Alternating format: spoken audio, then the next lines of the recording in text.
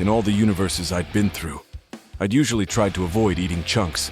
There was just something entirely unappetizing about eating cubed imitation flavor slop that gave my palate what I can only describe as taste anxiety. You see, an interdimensional space-time wizard with transcendent time powers myself has the opportunity to eat far more exquisite cuisine from some of the most fearsome and esteemed corners of the galaxy. On my travels, I'd hunted, cooked, and dined on some of the mightiest beasts of the cosmos. So to sup at such a silly establishment as Chunks didn't seem at all fitting. In short, it was below my station.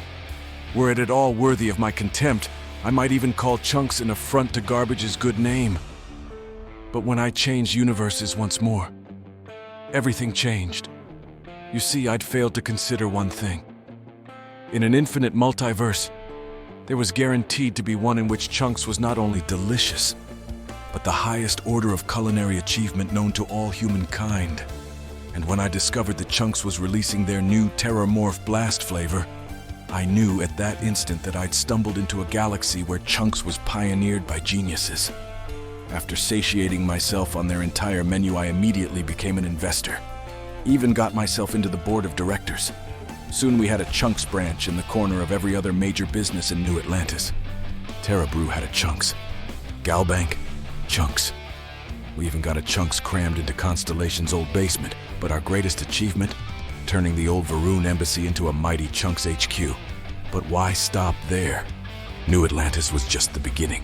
Soon, there was a Chunks franchise on every space station and every outpost in the sector.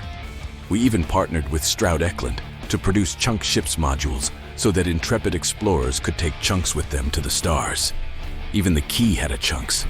And with new markets came new flavors. Soon there were Chunks of everything and anything imaginable.